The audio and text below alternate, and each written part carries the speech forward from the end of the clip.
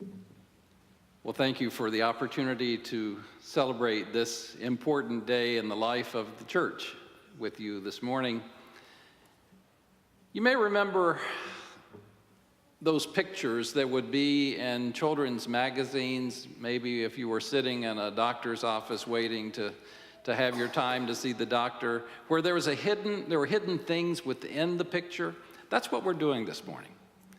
There's a hidden word that's found in today's long gospel or long reading from the book of Hebrews. And I'm going to give you hints about it with a series of different scenarios. First, have you ever been stranded on a busy highway with car trouble? That's happened to me twice. Most recently was just 2 weeks ago.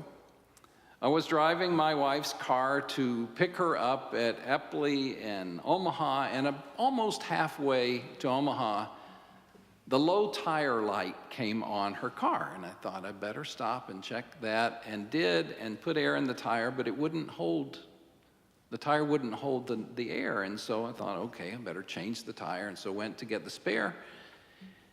There's no spare.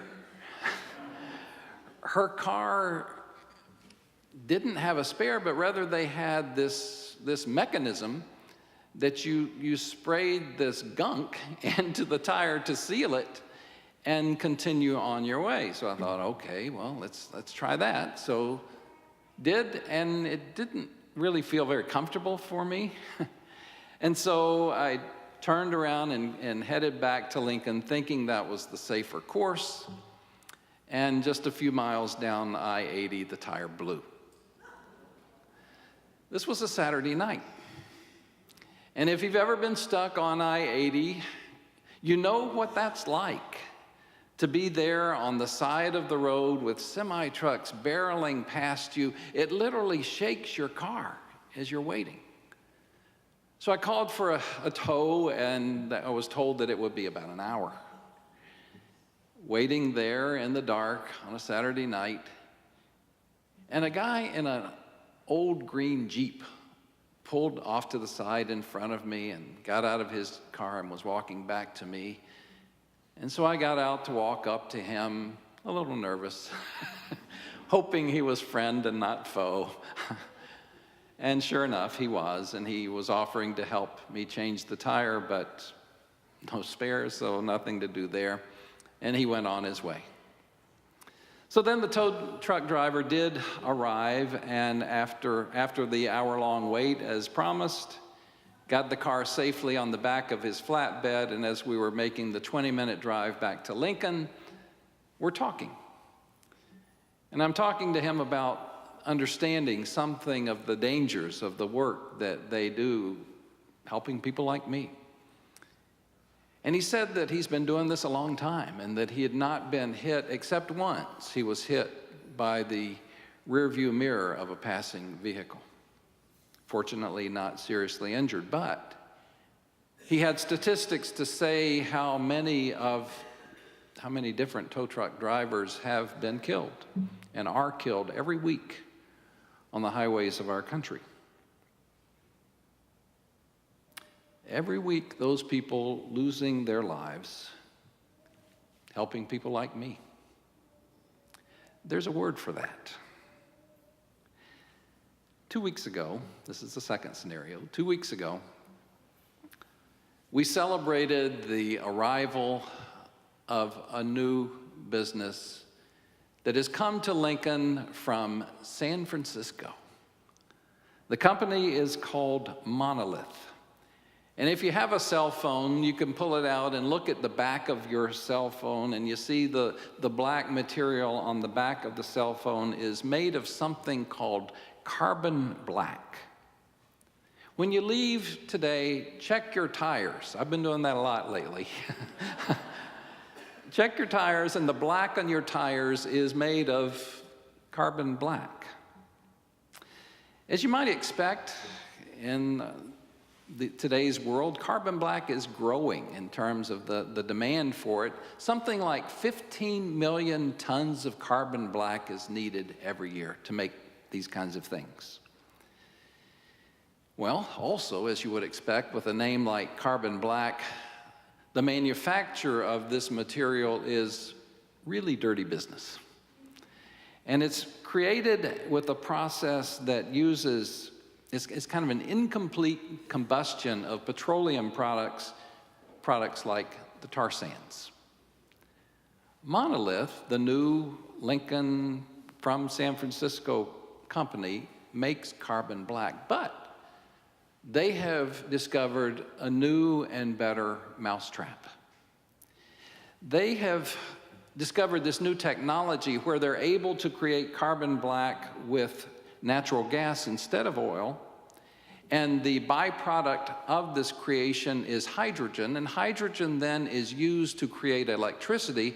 So they have settled in Hallam, where they're using part of our power plant there to create electricity, and the byproduct of creating electricity with hydrogen is water. Clear, clean water. There's a word for that. Third, one of the greatest virtues of our city, and we heard about this some in the adult forum this morning, is literacy. Through our schools, our universities, our public libraries, organizations like Lincoln Literacy and its hundreds of volunteers, we are a people of the written word. I'm in a book club, and we recently read a new book called The New Grand Agenda. And this book described kind of a fascinating time in our country's history right around World War II, or leading up to World War II, where leaders of industry and government knew. They knew that this war was coming, but it wasn't here yet. And so they saw that the way for us to prepare for the war was actually to build factories, great factories that could produce cars and trucks and farming implements and refrigerators and all the things that we as consumers need. But during wartime, those same factories could be made to produce bombers and tanks and ammunition and all the things that you need in that war. And that's what happened. The same factories were created, used for peaceful purposes, then for war purposes, then after the war back for peaceful purposes. Well, after the war, when the soldiers returned, cities grew. Interstate highways were built. Suburbs came out of farm ground.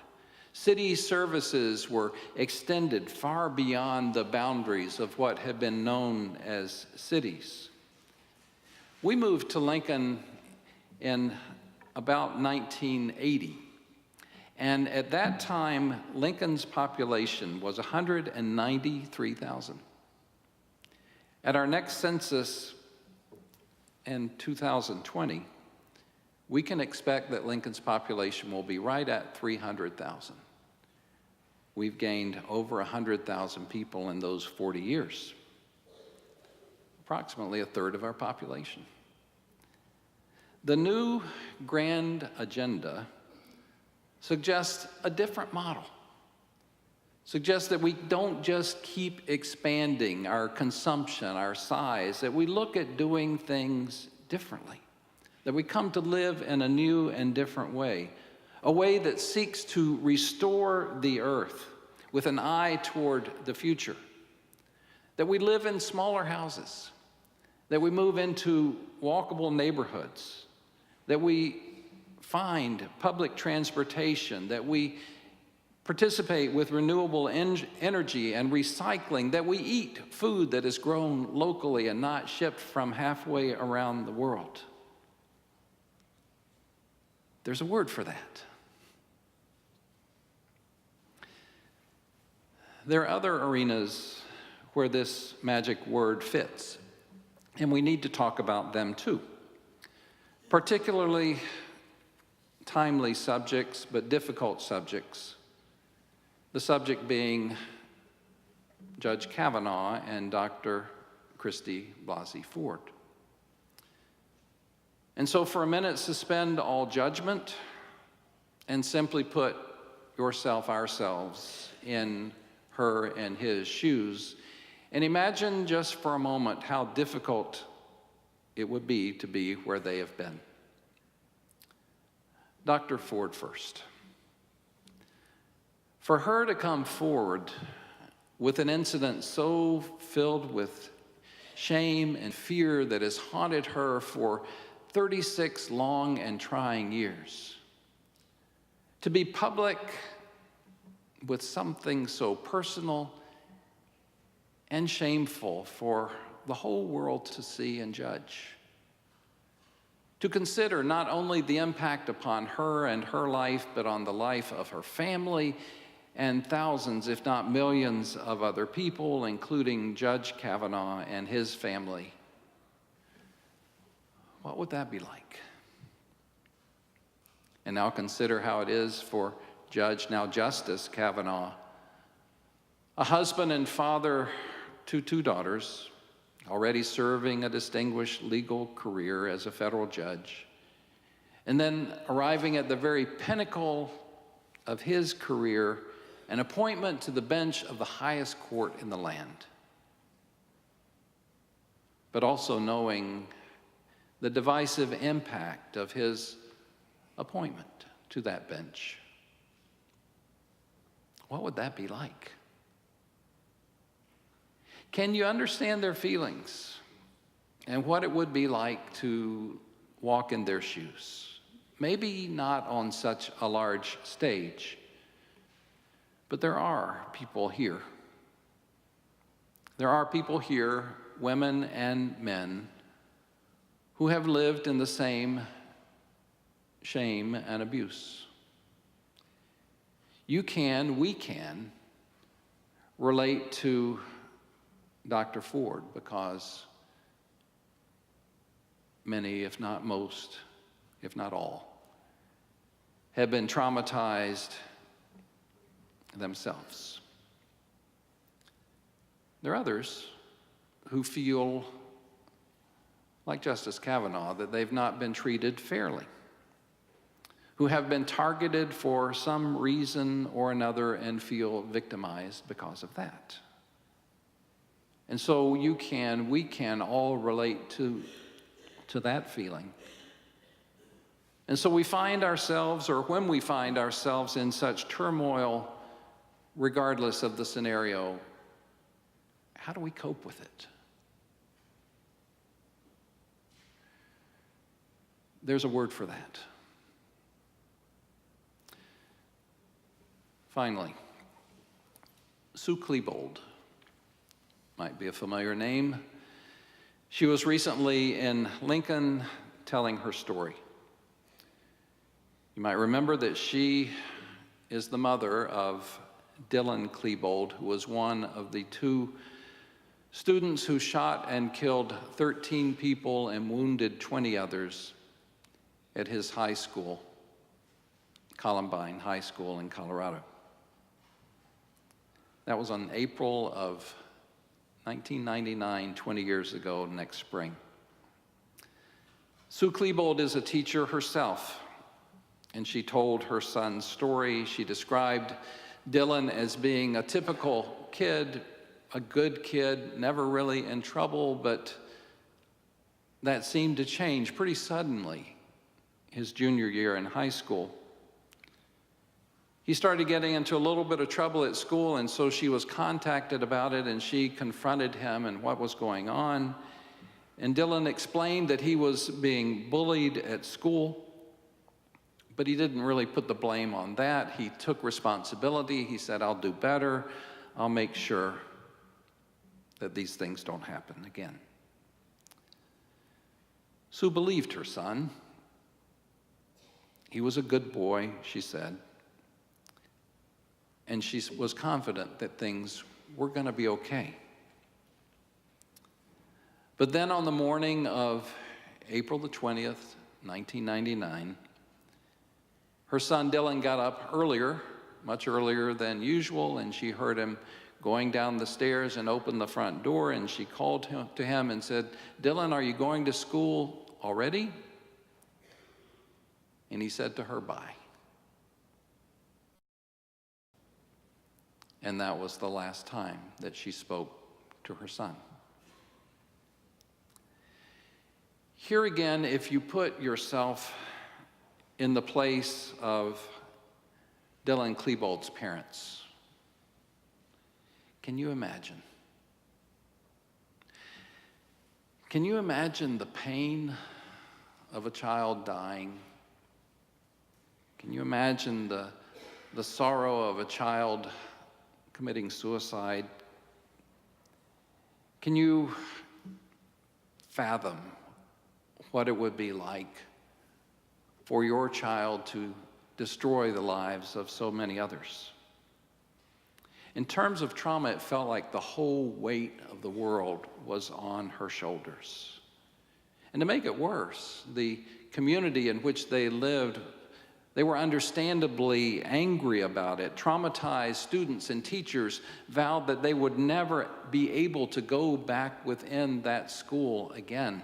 They wanted their school torn down. They wanted a new school built, and they wanted the two families to pay for it.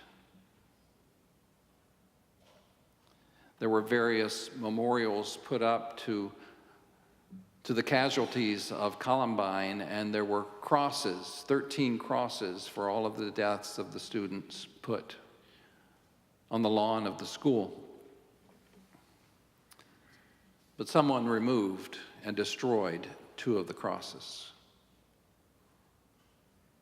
In time, Sue Klebold came to understand more about what Dylan was dealing with and the destructive relationship that he had with the other shooter who was dealing with serious mental health issues that seemed to spill over onto her son and then on to the community.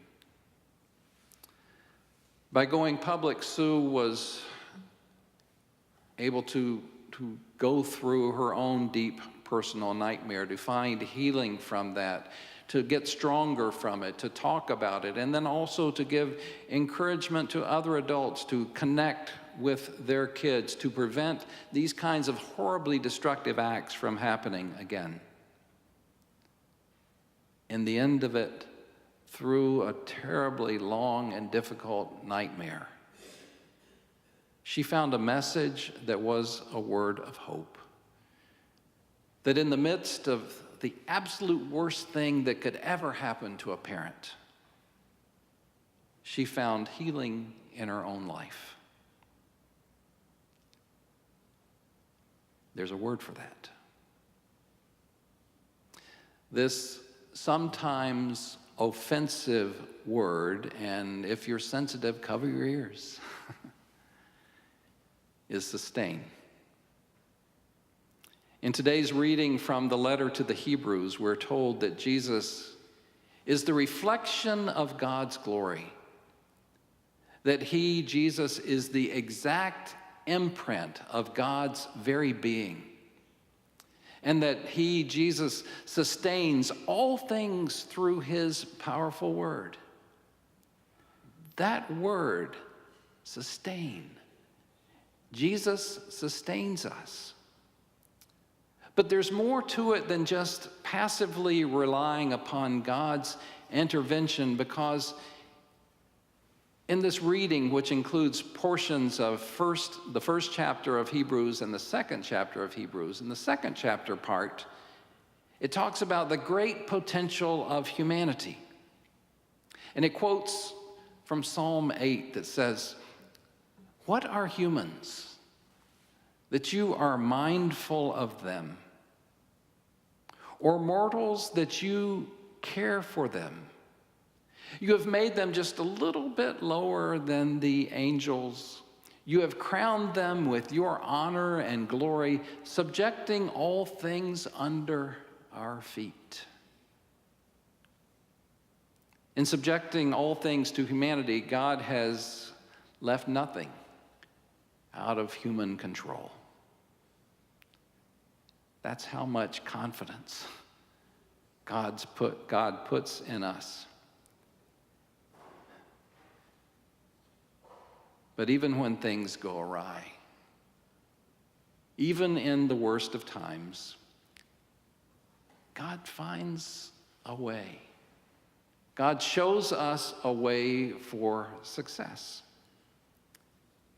It's through suffering. It is through suffering that Jesus becomes perfect. Jesus, the Son of God, by suffering and emerging into new life, becomes the conduit through which we can pass through to find our new life. Hebrews says it this way: we are made perfect through suffering. There's a word for that. And that word is that God sustains us. God does not give up on us. God does not give us more than we can handle, at least not without God's sustaining power to lift us up, to lift us over, to carry us through, to take us beyond our deepest sorrows. There is our wholeness. There is our healing. There is our power, our great power that God has given to us. Real life, authentic life, is life that is never carefree, is never without difficulty. No. Real life is a life that has suffering, but also where God lifts us up and over and beyond and makes us triumphant in all things. There's a word for that: sustaining. God sustains us through our suffering. Believe it. Amen.